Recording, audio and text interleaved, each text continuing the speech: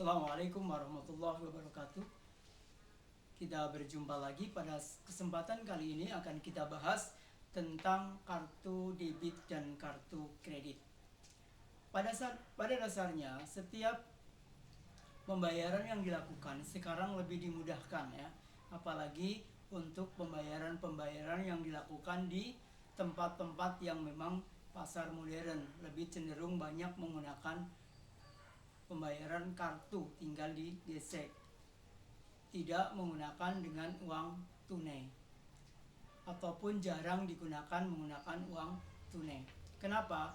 Karena pada dasarnya apabila kita membawa uang tunai terlalu banyak, resiko yang ditanggung itu terlalu besar. Pada kesempatan yang baik ini kita akan bahas yang namanya kartu debit dan kartu kredit. Ini adalah contoh beberapa kartu debit. Oke. Kartu debit atau dikenal dengan kartu ATM. Kemudian yang satunya adalah yang berupa kartu kredit. Tahu kartu pinjaman. Perbedaannya antara kartu debit dengan kartu kredit adalah terletak di pada pemilikannya. Di mana untuk kartu debit, pemilikannya adalah pure murni milik penabung daripada isinya ya.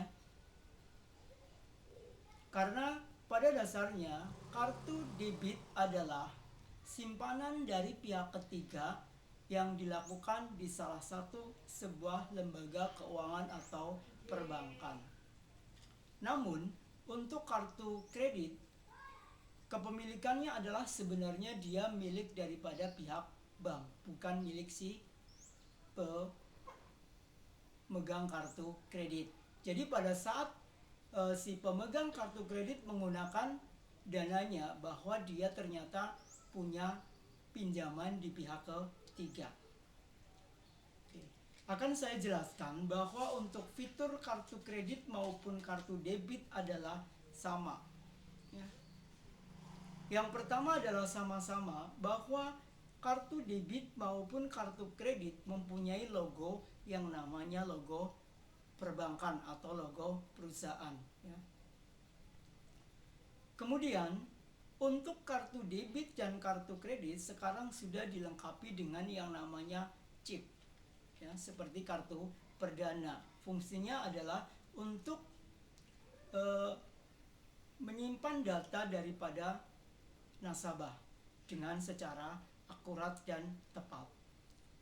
Kemudian di sana untuk kartu debit maupun kartu kredit ada nomor kartunya ya.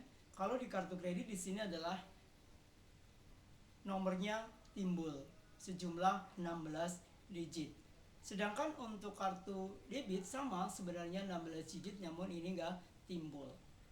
Kemudian yang selanjutnya adalah bahwa di kartu kredit maupun kartu debit ada namanya masa berlaku ya.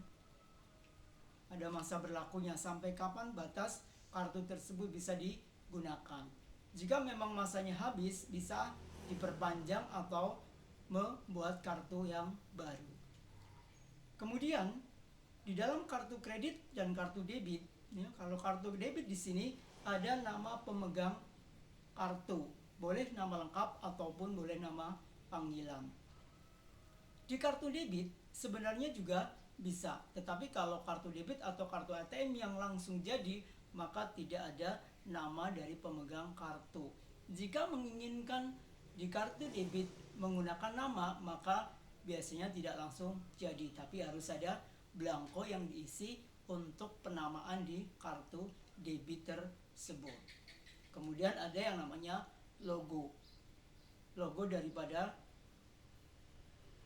sebuah kartu itu kartu apa nih? Visa, Gold dan sebagainya ya. Kemudian yang kalau kita balik ya, di belakangnya sebenarnya sama antara kartu debit dan kartu kredit, itu sama ya. Di sini ada plat yang hitam. Itu kalau tergores atau rusak biasanya dia tidak bisa dipergunakan lagi. Kemudian di bawahnya ya, di kartu kredit itu biasanya ada 3 angka yang miring atau 3 angka yang miring di belakangnya. Sama, kartu debit pun sebenarnya sama. Kemudian ada tempat untuk ditandatanganinya. Oke.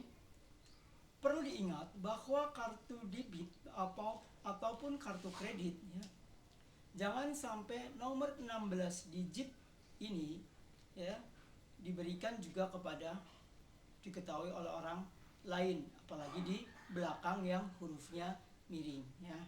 Walaupun orang tersebut tidak mempunyai nomor PIN, karena suatu saat atau suatu ketika jika terjadi permasalahan maka bisa terbobolah sebuah kartu kredit maupun kartu debit.